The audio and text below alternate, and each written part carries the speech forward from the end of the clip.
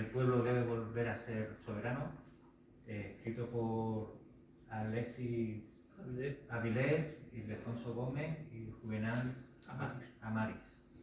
Aquí a mi lado se encuentra conmigo en la presentación del libro Ildefonso Gómez Martín, que es descendiente de una familia de los llamados rojos en nuestros pueblos y por ello obligado a emigrar a Madrid con sus padres, con una amplia trayectoria como militante socialista e internacionalista, que arranca desde el año 1963, inició sus pasos en el movimiento estudiantil y antifranquista en los años 60, siendo detenido y torturado en numerosas ocasiones por responsabilidades en el sindicato democrático de estudiantes. Secretario General de Juventudes Socialistas de España en los Congresos de París y Lisboa en el año 1973 y 1975, habiendo sido también vicepresidente de la Internacional Socialista de Jóvenes, que en la época que estaba organizada en el 83, en 83 países del mundo, profesado por acusaciones policiales de organización y propaganda ilegal y terrorismo, juzgado por el Tribunal de Orden Público y por el Tribunal Militar número 2 de Madrid, y es preso político antifranquista.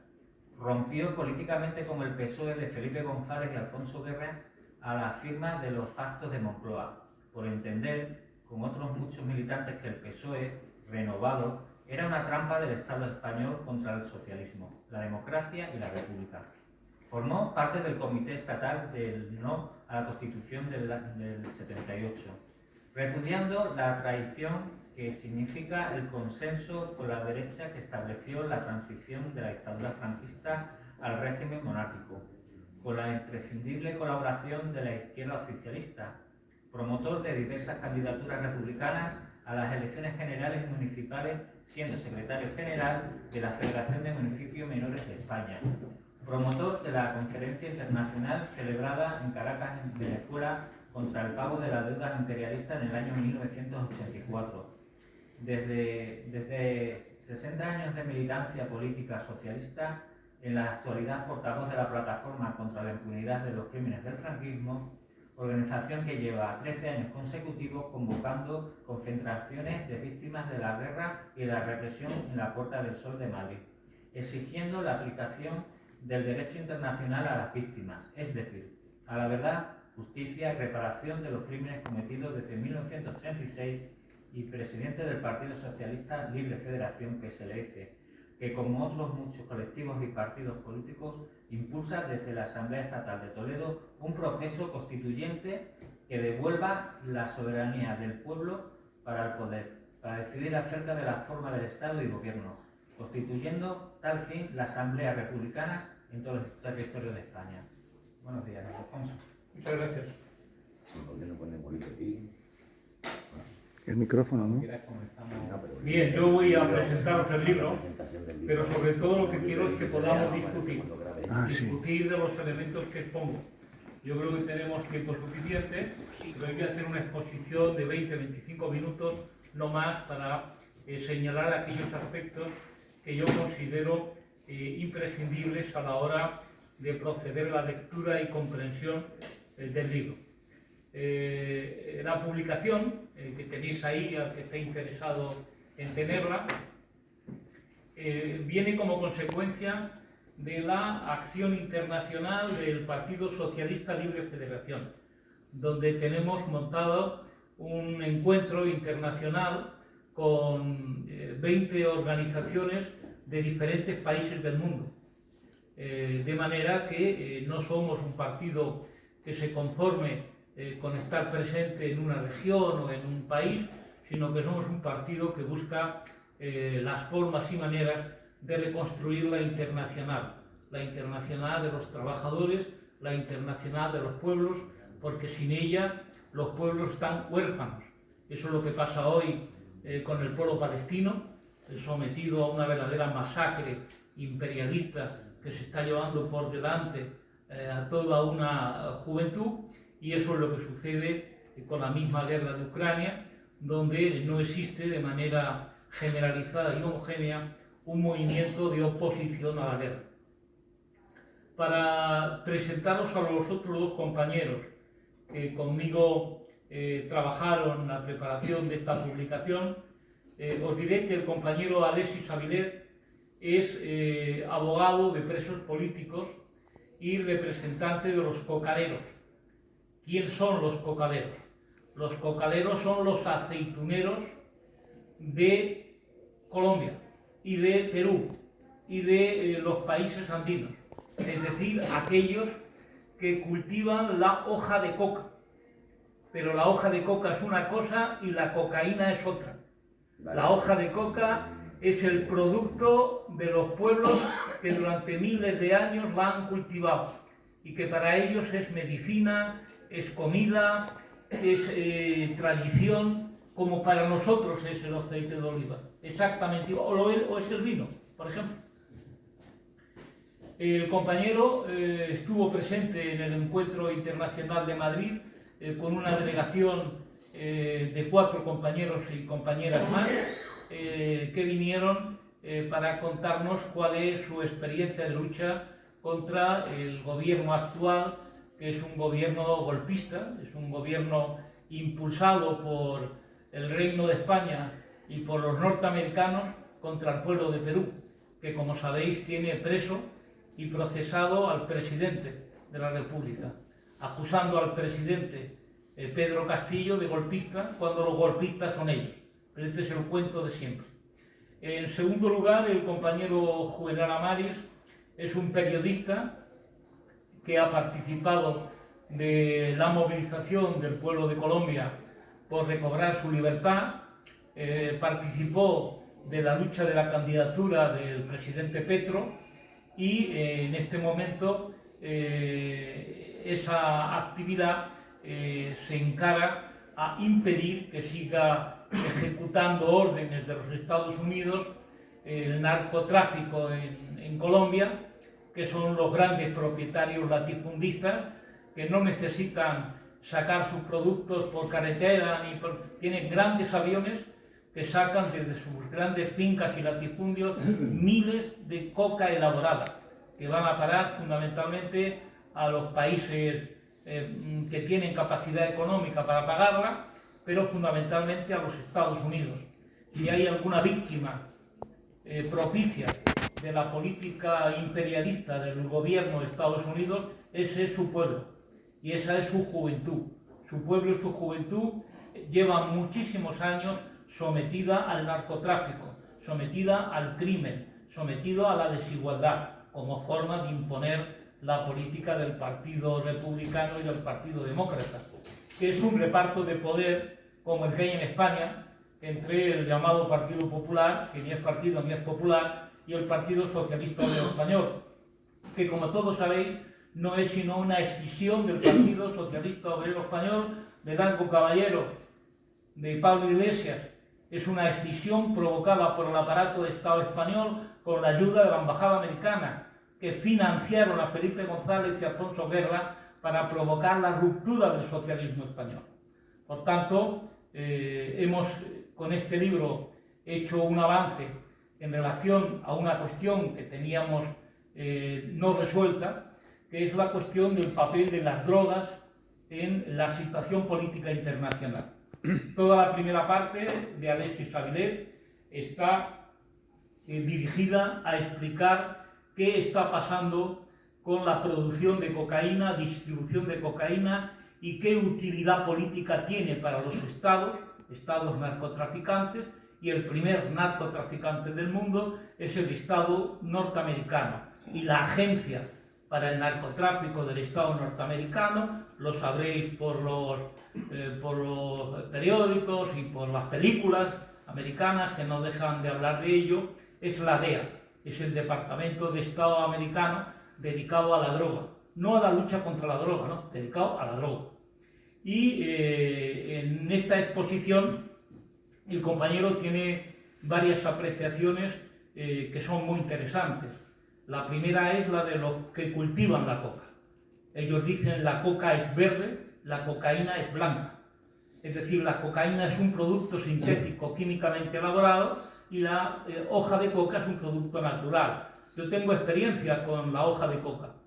Yo estuve hace 20 y tantos años en el Congreso, invitado al Congreso de la Central Obrera Boliviana, y si alguno ha estado en La Paz es una cuesta arriba permanente. Es decir, que llega un momento que ya no se puede subir más.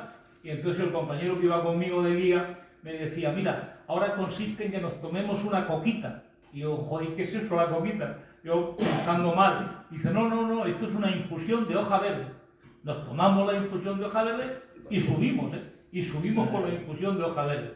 Un té que te da presión, te da ánimo y te da fuerza. Ellos lo vienen utilizando hace miles de años. La Iglesia española, que fue un agente de la colonización americana, utilizó la hoja de coca. Por ejemplo, a los mineros no les pagaba con dinero, ni con plata, ni con oro, no. A los mineros los pagaba con hoja de coca. Igual que en la época antigua, que no había moneda, a los obreros se les pagaba con sal, de ahí lo del salario. En Hispanoamérica, durante siglos y siglos, se ha pagado con hoja de coca.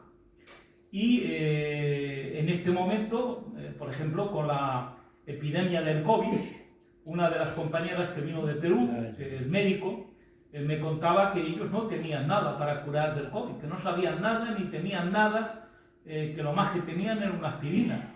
Y entonces alguien de una localidad de la zona del Bray, donde se cultiva la mayoría de hoja verde de coca, le dijo, oye, yo he probado con infusión de coca y va muy bien porque te libera las vías respiratorias, te quita el dolor, te quita la presión que da la infección del COVID.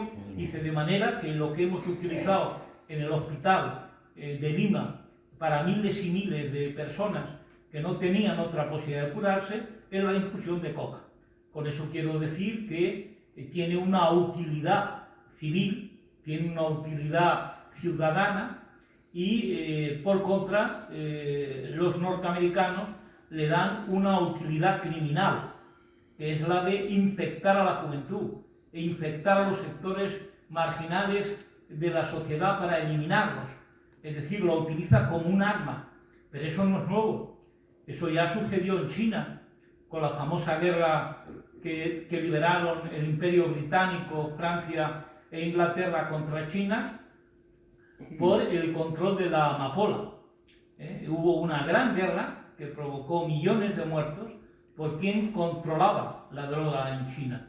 Pero no solamente en China, ha habido otros muchos países donde el control de la droga ha sido una cuestión política de primera magnitud. Como yo le contaba hace un momento a Óscar, mi larga vida profesional, yo le contaba, tuve la oportunidad de defender a un sargento de la Guardia Civil, sargento que había trabajado para el coronel y luego general, porque a todos los torturadores, a todos los fascistas, a todos aquellos que se oponen a los derechos democráticos, el PSOE les hacía generales, o jefes de policía, o jefes de la Guardia Civil. Y el caso es que en el cuartel de Ichaurondo, dirigido por Galindo, que fue elevado a general por Felipe González para quitarle del medio la presión, pues luego fue juzgado y condenado, ¿no? Como terrorista, como terrorista. Este hombre se pasó años dedicado a la distribución de la droga. De manera que llegó un día que dijo, yo ya no quiero seguir haciendo este papelón. Yo me opongo, yo soy guardia civil, yo no soy un drogadicto, ni soy un camello, ni puedo dedicarme a eso. Y fue detenido, torturado y condenado a la cárcel. Su padre fue a verlo al poco tiempo de entrar en cárcel y las palabras del padre, general de la Guardia Civil, fue la siguiente: yo nunca he querido un hijo como tú. Tú eres un traidor y ojalá te pudras en la cárcel. El hombre tardó poco tiempo en salir y al poco tiempo se quedó en el País Vasco, vive y convive perfectamente con el pueblo vasco y allí trabaja en este momento como intermediario inmobiliario.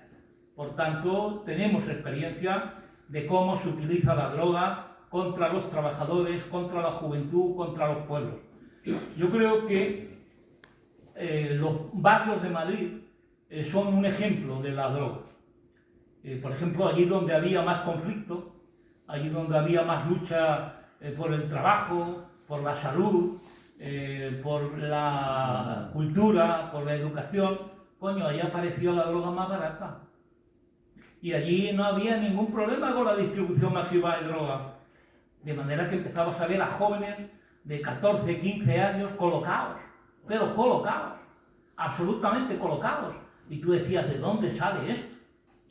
¿Cuál es el origen de esta política de destrucción?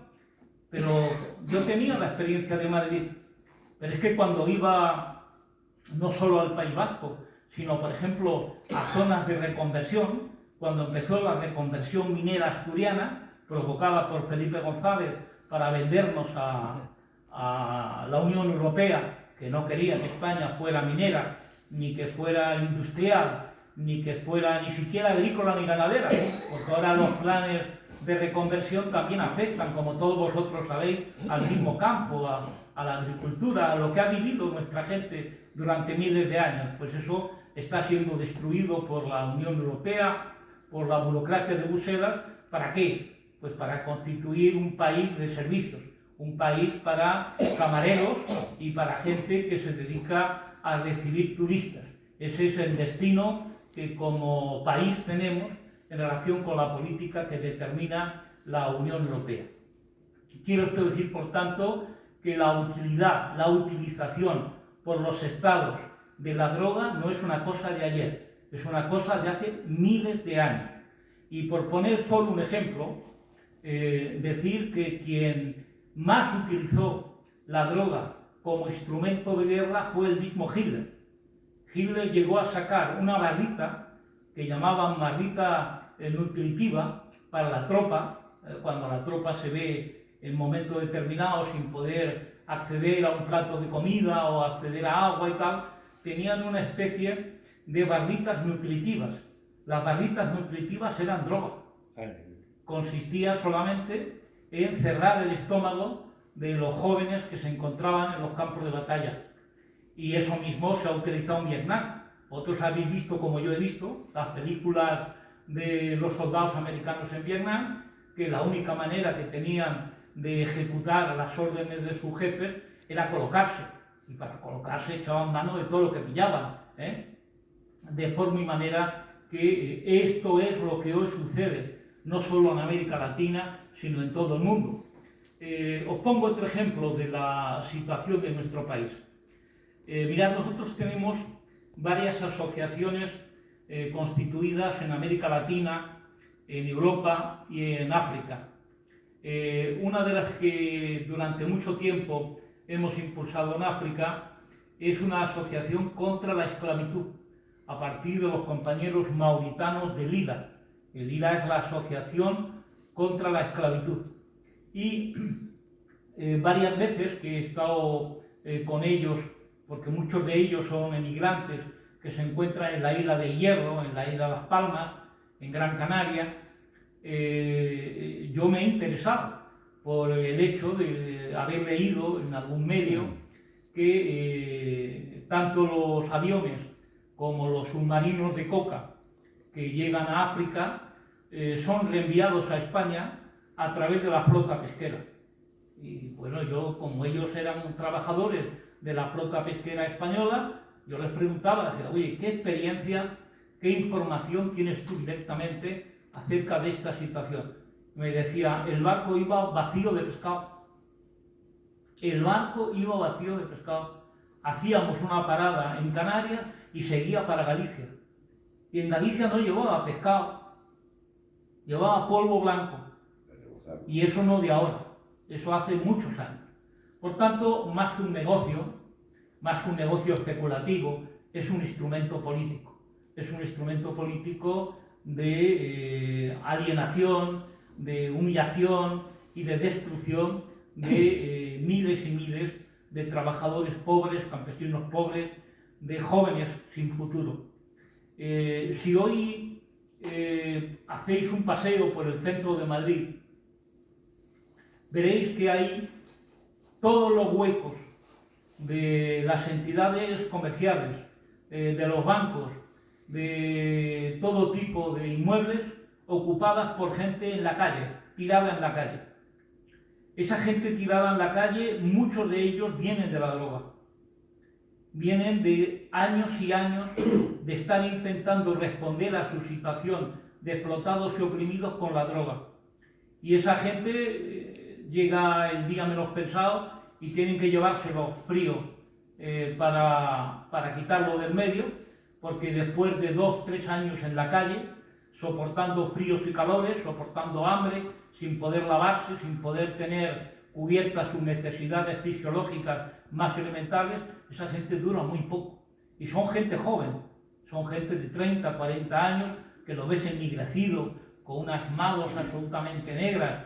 No distingues a un africano, a un negro de ellos, porque la miseria y el hambre y la marginación social de la droga les ha llevado a esa situación.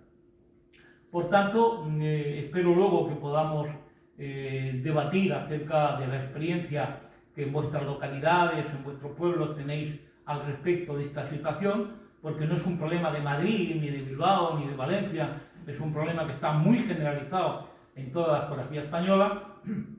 Y lo que sí quería señalaros es que la droga especialmente es un instrumento de guerra contra la población y para la guerra imperialista. ¿En qué me baso para ello?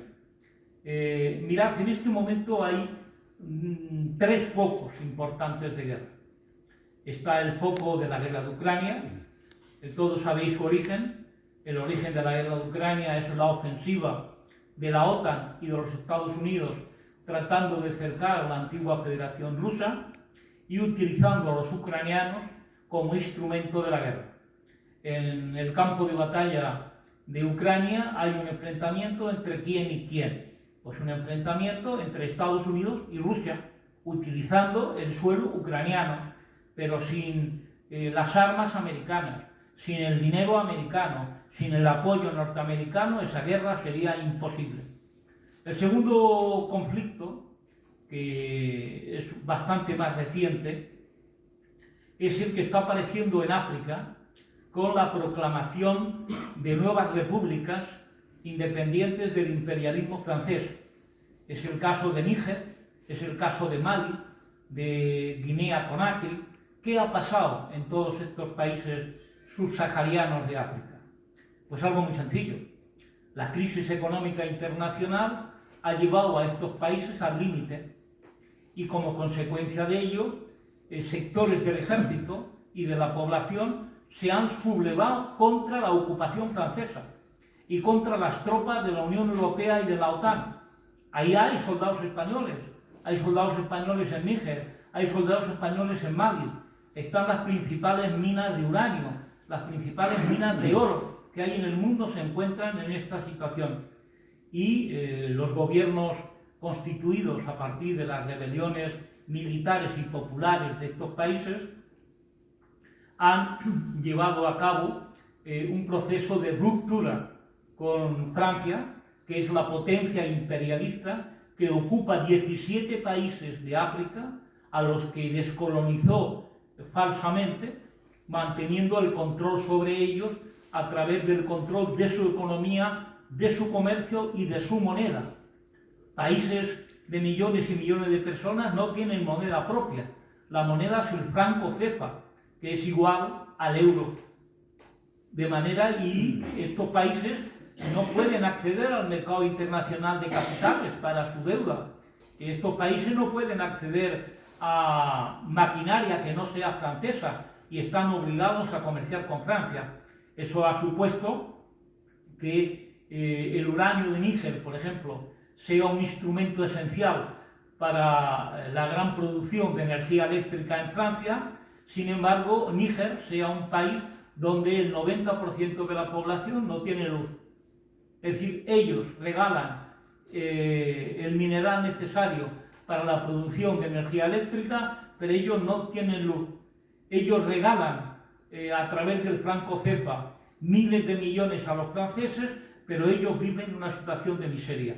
Esto está comenzando a explotar en África a partir de los migrantes africanos en Madrid, en Barcelona, en Valencia y otros lugares, hemos empezado a constituir comités de apoyo a los pueblos de África por su verdadera independencia contra el imperialismo francés.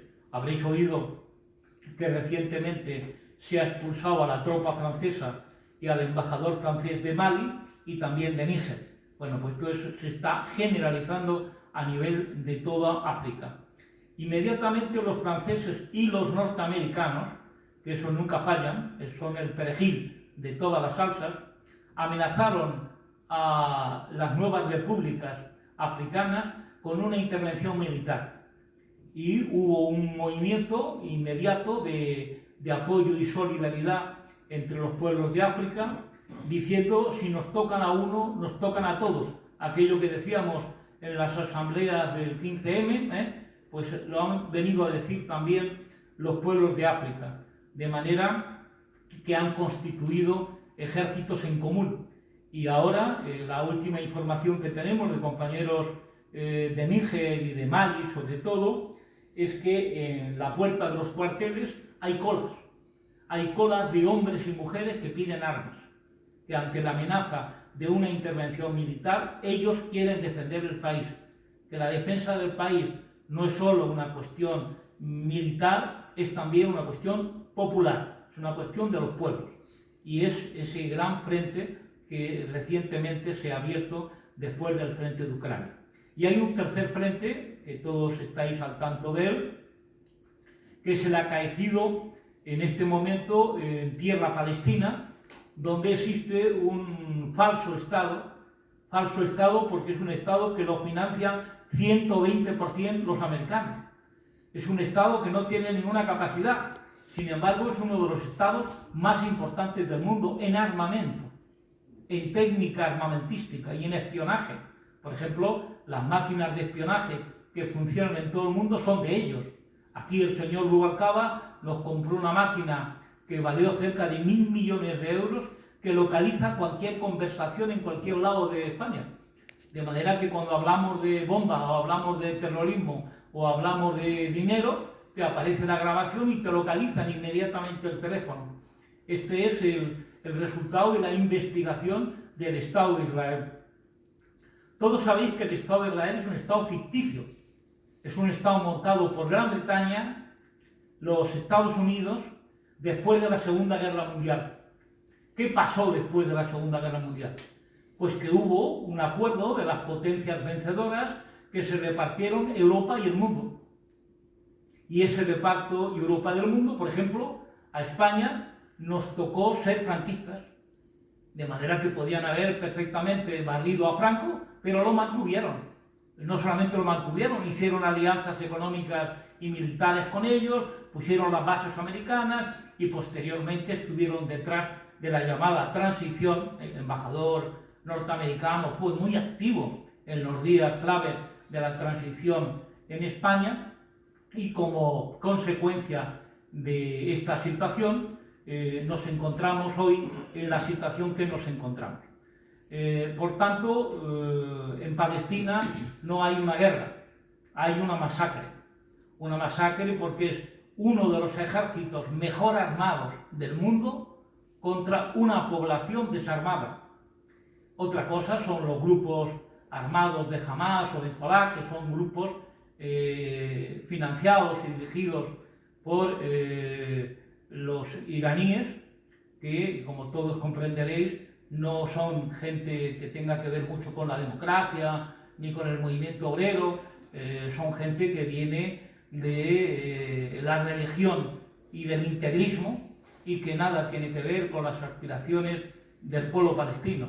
Ellos utilizan al pueblo palestino, su miseria, su hambre, el hecho, como habéis oído más de una vez, que tanto Gaza como Cisjordania se han convertido en cárceles al aire libre, son verdaderas cárceles, de ahí no te puedes mover, es un cerco absoluto y completo, y la situación que estamos viviendo ahora es la de asedio a una población de 2 millones de personas, que nos recuerda lo que pasó en el gueto de Varsovia, que nos recuerda lo que pasó en la ofensiva nazi contra Leningrado, que cómo no nos recuerda lo que pasó en el Madrid republicano por las tropas alemanas, italianas y de Franco, 3 años bombardeando, asediando y hambreando Madrid. Es decir, nos encontramos una vez más ante el problema de la guerra imperialista, de la guerra interimperialista entre grandes potencias, cuál es el caso de Ucrania, y de la guerra imperialista contra los pueblos del mundo, cuál es el caso de África y de lo que acabamos de explicar en relación con la tierra palestina. Por tanto, la guerra no es ajena a nuestra situación. La guerra es un factor importantísimo de la situación política nacional e internacional. Por ejemplo, ahora que en el día de hoy se realiza la marcha de jubilados y pensionistas a Madrid, deciros que hay un acuerdo secreto firmado entre la Unión Europea y el gobierno del señor Sánchez para congelar las pensiones. ¿Por qué se congelan las pensiones? Porque necesitan dinero para la guerra. Porque necesitan financiar a Zelensky, que es un nazi, que ha disuelto los sindicatos y partidos obreros. Pues a eso le va a financiar el gobierno de coalición. Y al mismo tiempo que vivimos esa situación de guerra, hay que decir que, contradictoriamente, vivimos una situación de rebelión, de revolución. Y esto nos recuerda lo que los clásicos del marxismo plantearon antes de la Primera Guerra Mundial. ¿Qué establecieron estos compañeros? Pues establecieron que la época que vivíamos era la época de las guerras y de las revoluciones, de las guerras imperialistas y de las revoluciones sociales, de las revoluciones socialistas. Y es este periodo internacional el que estamos viviendo plenamente. Podemos no ser conscientes de él, podemos no tirar las consecuencias, podemos no siquiera tomar las medidas necesarias, pero eso no va a dejar de existir. Vamos a seguir bajo las condiciones de la guerra imperialista y vamos a seguir bajo las condiciones de los pueblos, de los trabajadores que se rebelan contra la guerra. Para concluir, os quería decir que este libro reúne todos esos elementos en relación con la droga, en relación con el neocolonialismo y la recolonización de América Latina.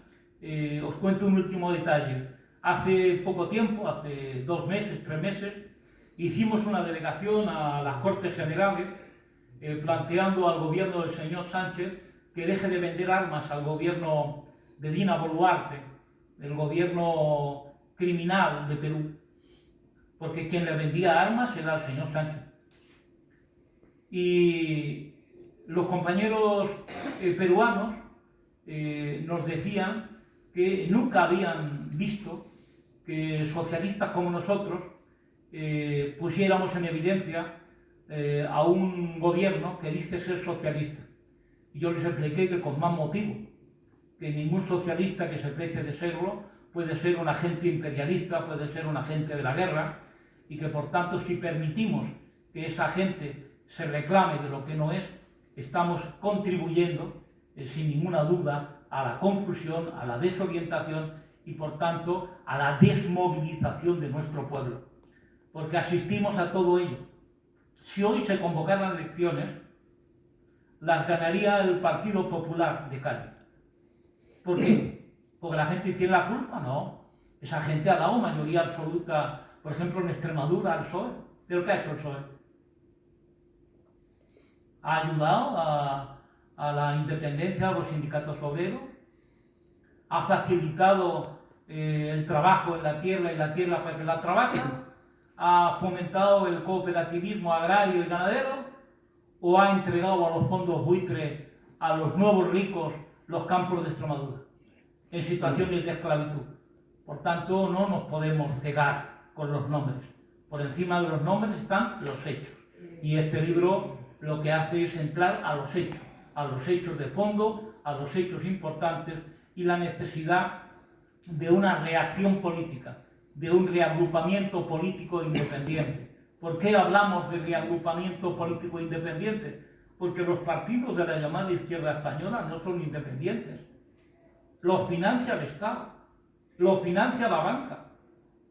Yo he vivido en lucha contra Felipe González la financiación que le vino de dentro y de fuera, de Flick y Flock, la financiación que le dio la burguesía española. Fue gracias a eso que montó una organización importante de 400 o 500 mil militantes, que ahora ya no existe, claro, ahora es otra cosa, es una cosa adaptada. Pero en su época tuvieron esa oportunidad. Como consecuencia de ello, destrozaron toda expresión independiente del movimiento político, que en nuestro país es fundamentalmente socialista. Su tradición es socialista y anarquista, roja y negra, como le decimos nosotros. Y esa tradición ha sido destruida fundamentalmente a partir de la transición. Pues nada, esta es la cuestión que os venimos a traer. Como os podéis dar cuenta, son muchas cuestiones y muchas discusiones, y algunas de ellas podremos hacer en el día de hoy. Nada más, salud y república.